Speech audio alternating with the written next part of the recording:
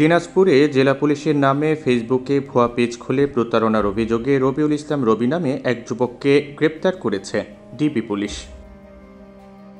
গ্রেপ্তার হওয়া রবিউল ইসলাম রবি দিনাজপুর শহরের বড়বন্দর যোগেনবাবুর মাঠের বাসিন্দা মৃত আব্দুর হাকিমের ছেলে। এ ব্যাপারে সোমবার নিজ কার্যালয়ে গণমাধ্যম কর্মীদের প্রেস ব্রিফিং করে বিস্তারিত তুলে ধরেন সদর সার্কেলের অতিরিক্ত পুলিশ সুপার শেখ মোহাম্মদ জিন্নাল মামুন।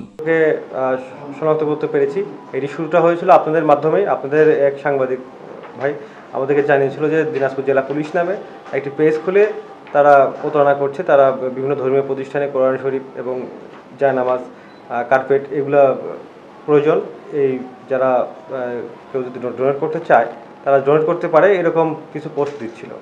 তো তাদের উদ্দেশ্য ছিল প্রতারণা করা। তো আর সেটি তারা করেছিল দিনাজপুর জেলা পুলিশ নামে একটি পেজ খুলে। তো আমাদের যখন এটি আপনাদের মাধ্যমে নজরে আসে, আমরা বিশেষ করে আমি এটি সম্বন্ধে পুলিশ সুপার স্যারকে অবগত করি। স্যার আমাদের জেলার যে দক্ষ আইটি টিম রয়েছে, আইসিটি অ্যান্ড মিডিয়া, তাদেরকে দায়িত্ব দেয় এবং সেই সাথে ডিবিকে এই দায়িত্ব দেওয়া হয়। তো ডিবি পুলিশ এবং আমাদের দিনাজপুর জেলা যে আইসিটি এবং মিডিয়ার যে টিমটা রয়েছে তাদের সমন্বিত প্রয়াসে আমরা এই যে প্রতারক যারা ফেসবুকের ভুয়া পেজ খুলে জেলা পুলিশের নামে তারা মানুষকে প্রতারণা করার চেষ্টা করছে, তাদেরকে আমরা শনাক্ত করে তাদেরকে গ্রেপ্তার করতে সক্ষম হই।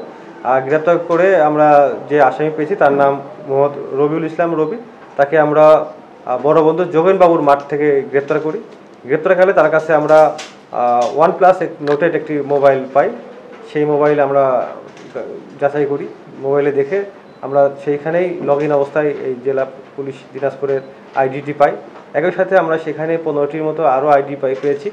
এই আইডিগুলোর মধ্যে আপনার নারীর আইডি রয়েছে, বিভিন্ন নারীর নাম ধারণ করে সে আইডি খুলে মানুষকে প্রতারণা করছে।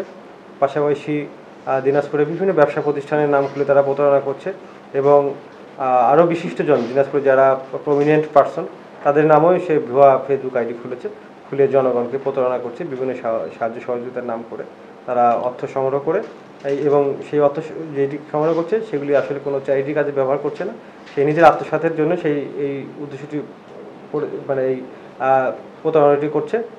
এদিন সংবাদ সম্মেলনে এই ধরনের প্রতারণার ফাঁদে না পড়তে সবাইকে সতর্ক থাকার আহ্বান জানিয়েছেন এডিশনাল এসপি শেখ মোহাম্মদ জিন্নাল মামুন।